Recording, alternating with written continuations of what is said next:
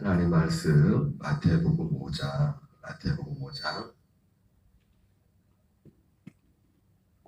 1절부터 16절까지를 한 목소리로 마태복음 5장 1절부터 16절까지를 교독하겠습니다.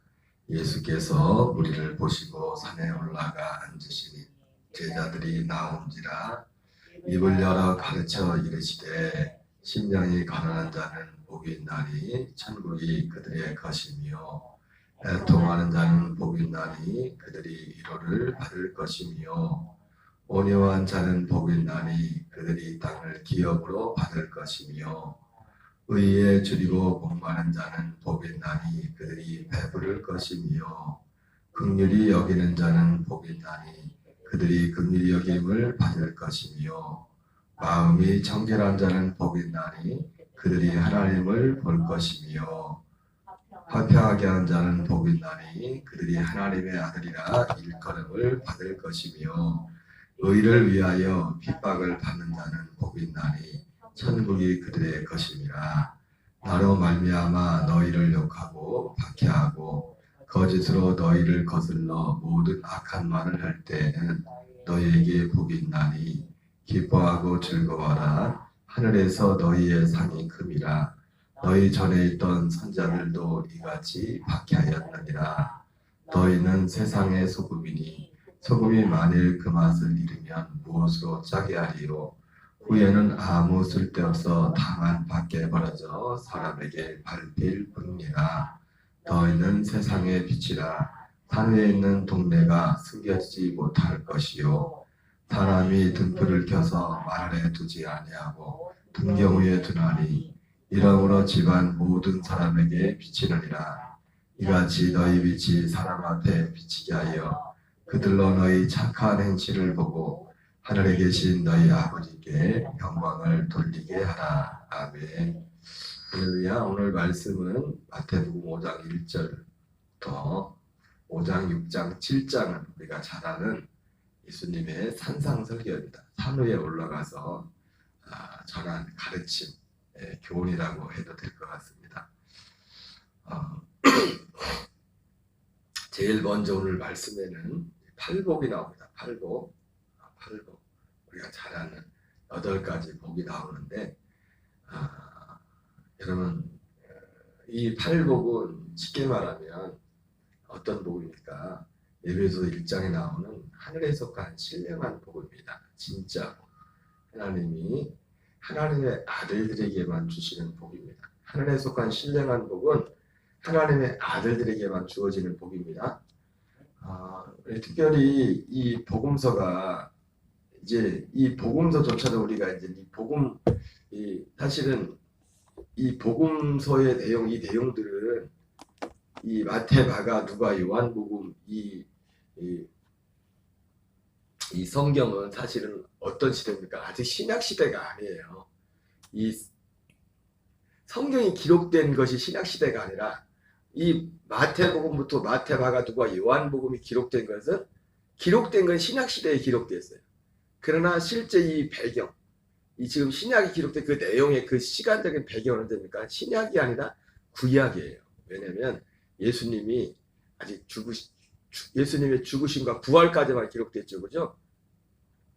신약은 언제부터 신약입니까? 예수님이 승천하시고 약속하신 성령이 오시고 나서 창세전에 그리스도 안에서 예정하셨던 그 계획이 물론 모든 자들이 아닙니다. 자기 백성들. 자기 백성이 누가 자기 백성이라고 했어요? 그 약속을 바라는 그 믿음을 가진 사람들이 자기 백성이라고 했어요. 이스라엘에서 난 자가 다 이스라엘이 아니요. 아브라함의 씨가 다 아브라함의 씨가 아니라 오직 이삭으로부터 난 자라야 시로 여김을 받을 것이라 말씀하신 것처럼 할렐루야. 반갑습니다. 오늘 새벽에 3분이나 들어오셨네. 누군지 모르겠지만 맛있는 거 다 드세요. 하지만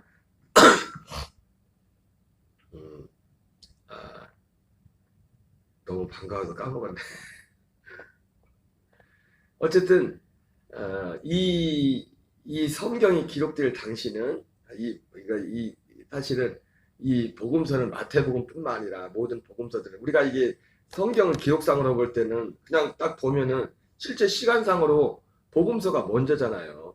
복음서가 먼저 기록돼 그 다음에 사도행전, 그 다음에 이제 사도행전 사도들을 거기서 사도행전에 그 뒤에 나오는 모든 편지들은 뭡니까? 계시록도 사실 마찬가지예요. 모든 편지들은 그 사도행전 안에서 기록된 편지들입니다. 사도행전이라는 그 시간적인 흐름에서 물론 계시록 같은 경우는 사도행전 이후에 기록됐죠. 한참 후에. 그러나 계시록을 제외한 대부분의 모든 편지들은 사도행전 그 시간 안에서 특히 사도 바울 같은 경우 사도 바울이 썼던 물론 모든 편지는 아니지만 사도 바울이 쓴 대부분의 편지는 사도행전에 나와 있는 1차, 2차, 3차 그 선교여행, 선교 그 가운데 선교하는 그 가운데서 그 기간 동안에 주로 쓰여졌던 편지들입니다. 그러나 이 분명한 것은 뭐냐면 이 시간상으로 이 성경 이 복음서가 기록되어 있는 이런 내용들이 시간상으로는 앞선 거지만은 이 복음서가 언제 기록되냐? 복음서가 이 사도들이 쓴 그 편지들 있지 않습니까? 그 편지들보다 그 나중에 쓰여진 게 나중에 그 이후에 훨씬 이후에 그러니까 편지가 이 사도 바울이나 베드로나 요한이 야고보나 유다나 이런 사람들이 썼던 그 뒤에 나오는 복음서 뒤에 나오는 편지들보다 훨씬 뒤에 기록이 됐어요. 이 복음서 같은 경우. 왜냐하면 그 편지들은 복음을 전하는 그 현장에서 실제로 그 상황 가운데서 기록된 것들이고 이 복음서 같은 경우는 그리고 그 편지를 쓸 때에는 사도 바울이 주로 많이 기록되지만은 대부분 사도 바울도 사도 바울이지만은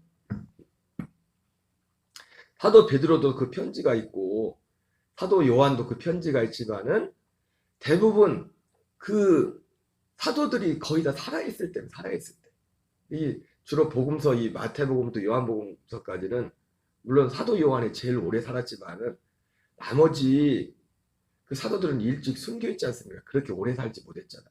사도 바울 같은 경우도 기껏해야 그가 30대 중후반에 이제 주님을 만나고 나서 뭐 10년은 거의 지나서 그때부터 사실은 그 복음의 행적이 나오지 않습니까? 복음을 전하는 것이 그 전에는 어떻게 보면 준비하는 그런 과정이었었고 무슨 소리예요? 뒤에 나오는 소리예요? 여기저기 소리가 날리네 지금. 그렇게 볼 때 굉장히 짧은 시간 동안 활동을 했단 말이에요. 그리고 나머지 12사도 중에 대부분도 그렇게 오랫동안 살진 않고 이제 순교한 분들이 많이 계시고 그래서 문제가 뭐냐면 그 증인들이 사도들이 살아있을 때는 문제가 안 되는데 그리고 사도들이 실제 편지도 쓰고 이렇게 했었는데 그리고 솔직히 이 편지를 쓴 것이 성경으로 남을 줄 누가 생각했겠어요. 그죠? 이렇게 성경 한 권에서 바울이 대부분 편지를 많이 썼는데 그 편지가 오늘 이렇게 전달 참 이것도 생각해보면 신비고 기적이에요. 그죠?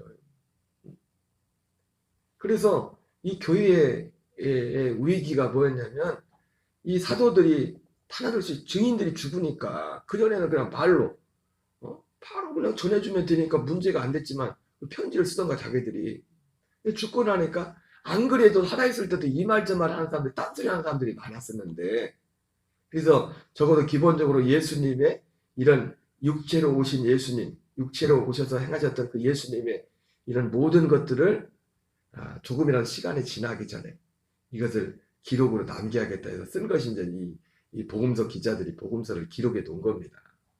예, 그러니까 요점은 뭐예요?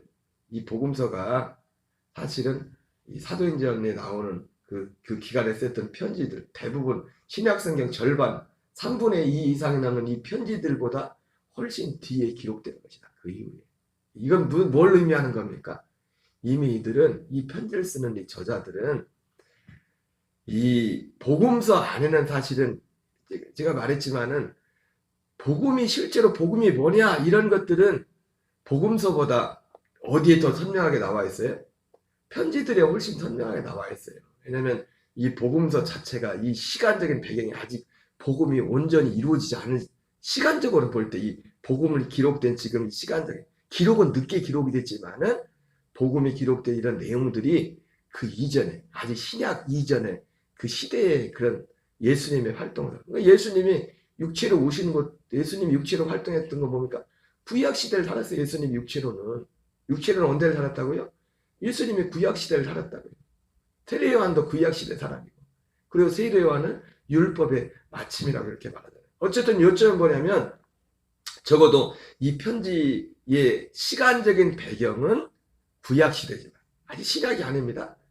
그러나 이 복음서를 쓰는 때 쓴 이 모든 저자들은 복음의 이해 가운데, 이 복음이 온전히 이루어진 그 가운데서 이 성경을 쓴 거예요. 이 성경. 물론 이 성경 속으로 들어갈 때 예수님이 직접 이런 하셨던 말씀들은, 그리고 이 말씀을 지금 실제로 듣고 있었던 무리들이나 제자들은 아직 그런 이해에 다다르지 못했죠. 그러나 이제는 우리는 이 성경을 기록한 사람들도, 물론 복음서에 나오는 서신서에 나오는 편지만큼 복음이 뭔지, 뭐 새언약이라든지 뭐 이것이 그리스도의 복음이라든지 뭐 이런 내용들은 없지만, 적어도 이 성경을 쓸 때 그 사도 바울이나 사도 요한이나, 요한복음도 마찬가지죠.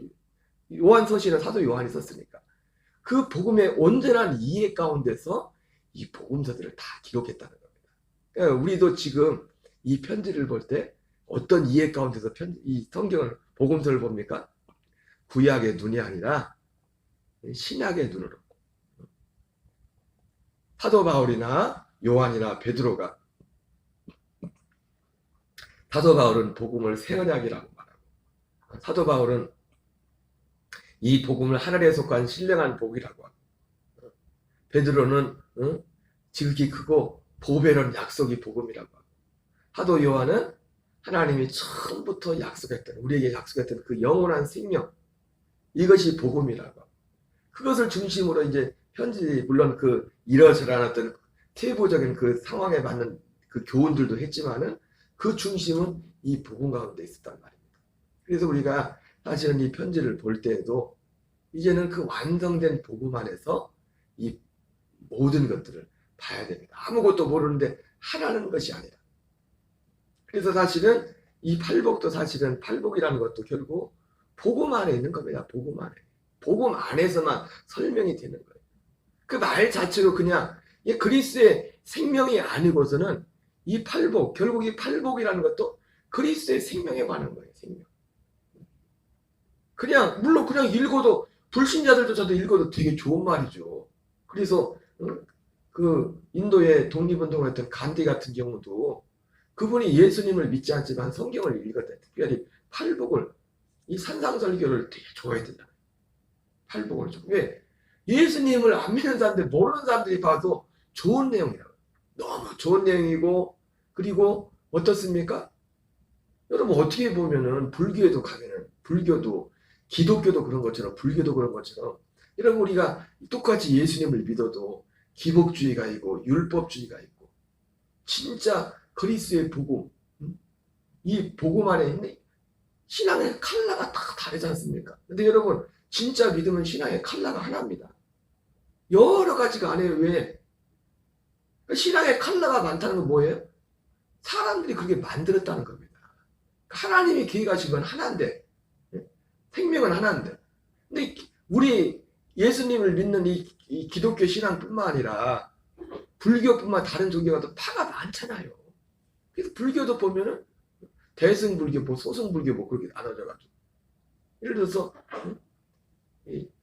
그 불교도 이렇게 어떤 도를, 진짜 도를 추구하는 그런 종파들이 있고, 어떤 대중적인 어떤 세상 사람들이 복을 구하니까 거기에 맞춰가지고 그게 만든 그런 것들. 그러면 그분들도 보면은 교회도 마찬가지. 사실 교회도 사람들의 필요에 맞춰가지고, 당연히 물론 사람들의 필요도 채워져야죠. 예수님도 지금 무리들이 왜 예수님한테 무리들이 왔어요?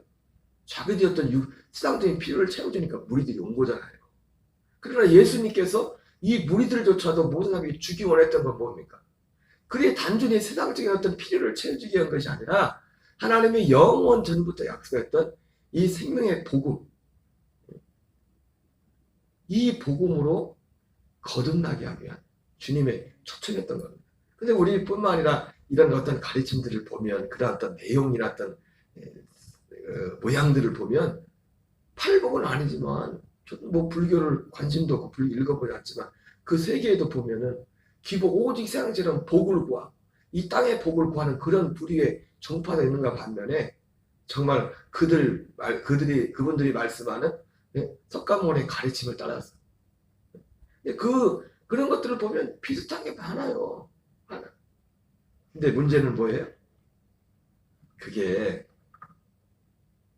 사람의 육신의 생명으로 도를 따고 노력해서 뭔가를 해보겠다는 겁니다. 그러나 복음은 뭐예요? 모양은 비슷하지만 전혀 다른 겁니다. 하나님의 아들의 생명을 육신의 돌을 아무리 닦아봤자 사람의 생명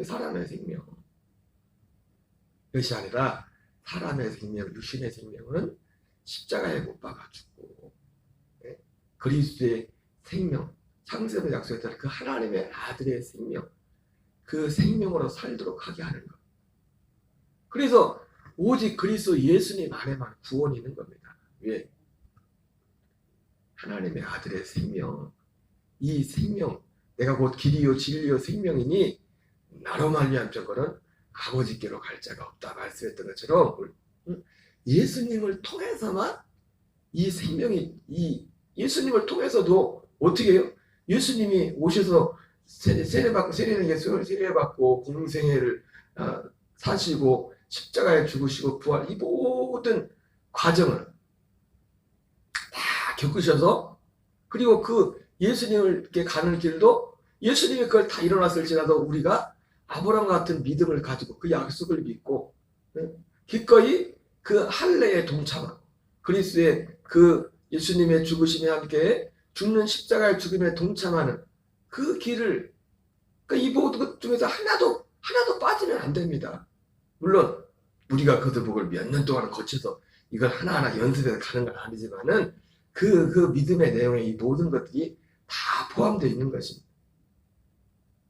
이거는 뭐냐면 다른 종교에도 진짜 다른 종파에도 진지하게 어떤 진리를 추구하는 사람들 가운데는 이러한 모양들이 있단 말이에요.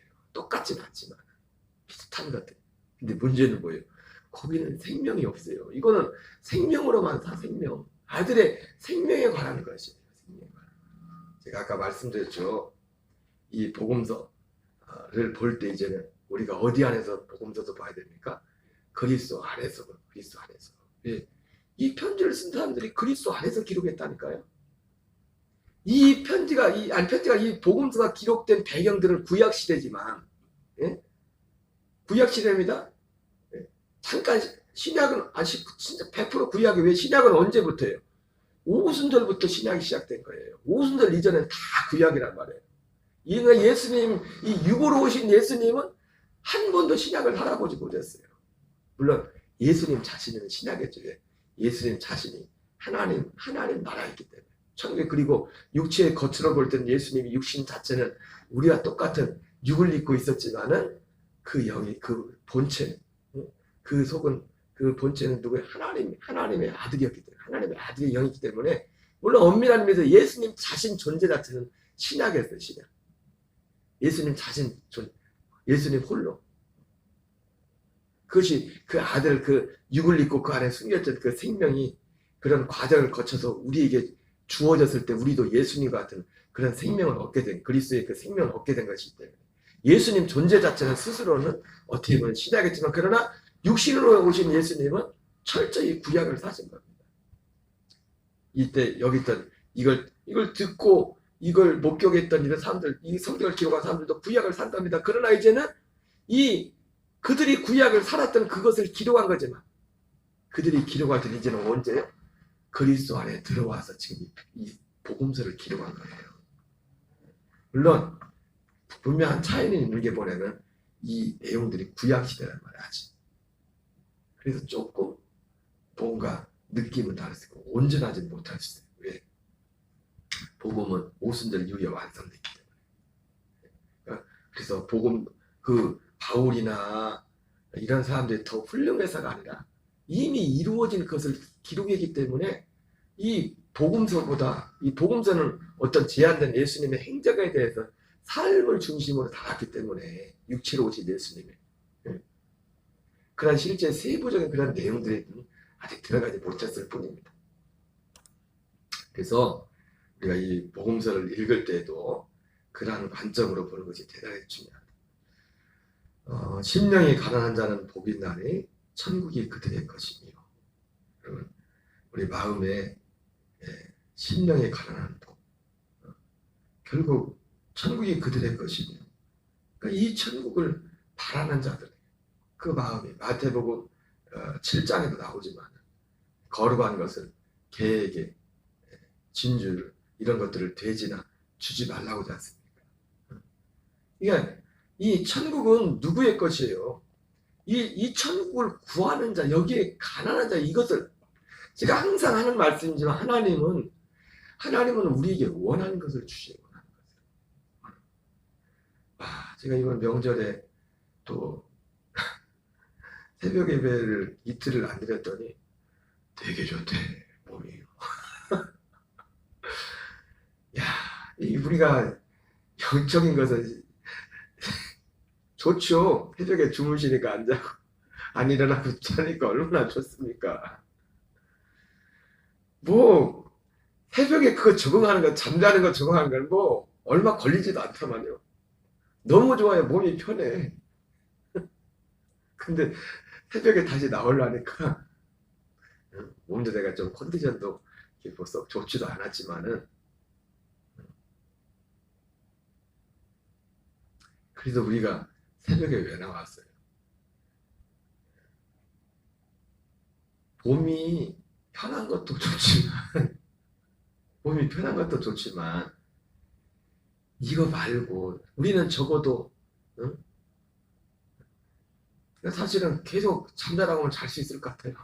안 나고 몸은. 그러나 이거보다 훨씬 더 중요한 것이 있다고 알기 때문에, 사실은 들었기 때문에가 아니라 그걸 알기 때문에 나온 거야. 알기 때문에. 계속 내가 새벽에 잠자는 게 계속 좋아요. 몸은 좋죠. 우리의 심령이 가난, 심령.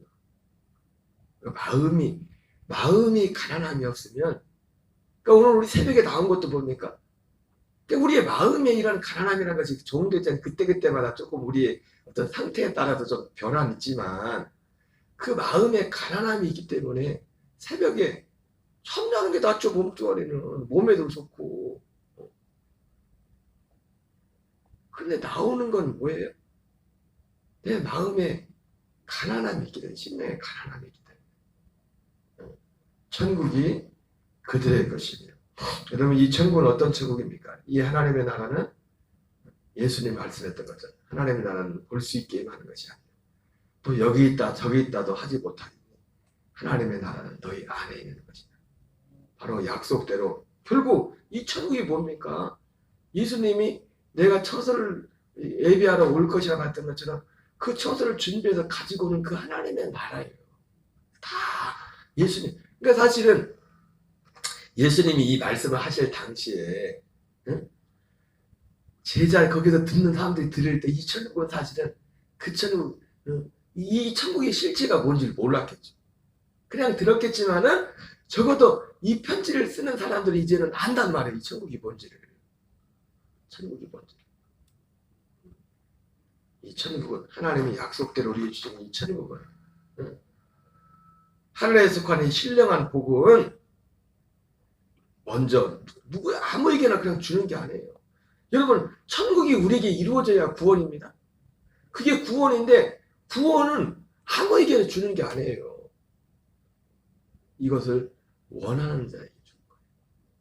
마음이 가난한 자는 복이 있나니, 심령이 가난한 자는 복이 있나니 천국이 그들의 것입니다. 애통하는 자는 복이 있나니 그들이 위로를 받을 것입니다. 여러분 애통하는 것도 마찬가지예요. 우리가 세상 것 때문에 한이 맺혀서 애통하는 거 그런 거 아니에요. 여러분 계시록에 보면 예수님이 우리 예수님이 재림하시고 그러면 그런 게 나오잖아요. 우리의 눈에서 모든 눈물을 우리에게 닦아줄 것이다. 여러분, 사람들이 교회 와서 운다고 속으면 안 됩니다. 울었다고. 물론 하나님이 어떤 그게 우는 건 참 좋은 거예요. 우는 건 좋은 거지만 울었다고 해서 꼭 그 사람이 진짜 은혜를 받은 게 아니에요. 그거는 나중에 또 살펴볼 문제. 그러니까 그 계시록에 나오는 말씀도 우리 눈에서 모든 눈물을 닦아준다는데 어떤 눈물을 닦아주는 거예요? 어떤 눈물? 여러분, 눈물도 눈물 나름이다. 고린도후서 7장에 나오는 것처럼 근심도 걱정도 걱정 나름이라고. 세상 걱정이 있고 또 무슨 걱정이 있대요? 하나님 뜻대로 하는 근심이 있대잖아요. 근심도. 세상에 무엇을 먹을까, 무엇을 마실까? 응? 하나님은 그런 걸 쳐다보지 기뻐하지 않으세요, 그걸. 너희는 먼저 그의 나라와 그를 구하라. 하나님 뜻대로 하는 근심. 여러분, 그러니까 우리에게도 만다 태평. 나는 만다 근심이 하나도 없다. 그 사람은 둘 중에 하나야.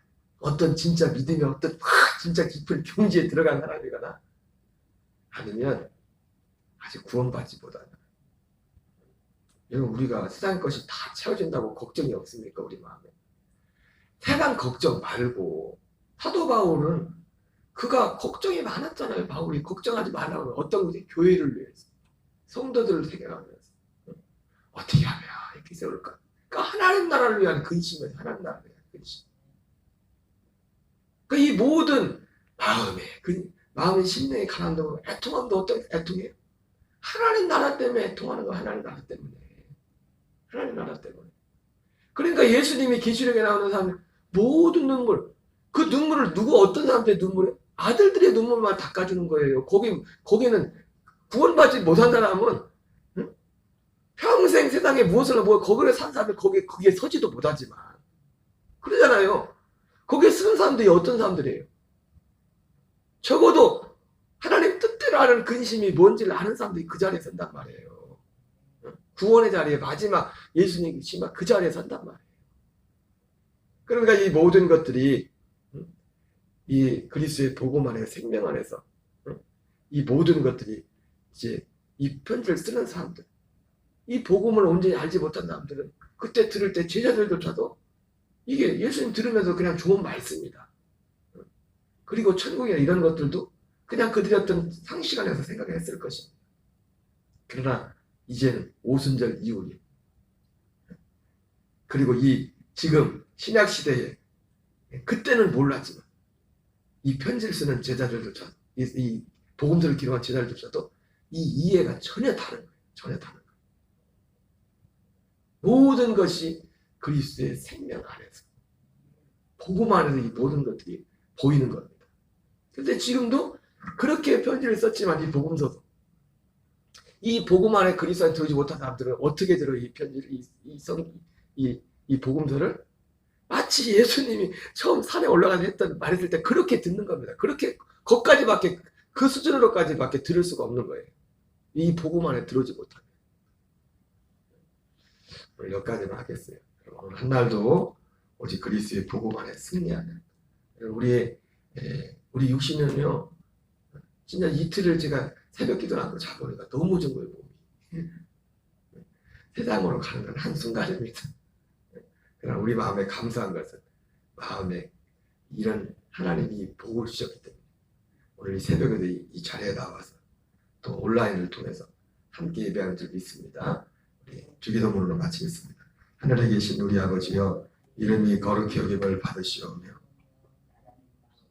뜻이 하늘에서 이루어지는 것 같이 땅에서 이루어지이다. 오늘날 우리에게 일용할 양식을 주옵시고 우리가 우리에게 죄 지은 자를 사하여 주는 것 같이 우리를 시험에 들게 하지 마옵시며 다만 악에서 구하옵소서. 대개 나라와 권세와 영광이 아버지께 영원히 싸움나이다. 아멘. 주여